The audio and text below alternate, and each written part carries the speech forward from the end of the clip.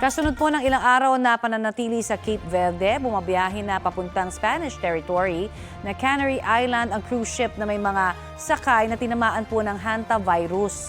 Yan ay sa kabila po ng protesta ng mga residente at lokal na pamahalaan sa Tenerife kung saan ito dadaong.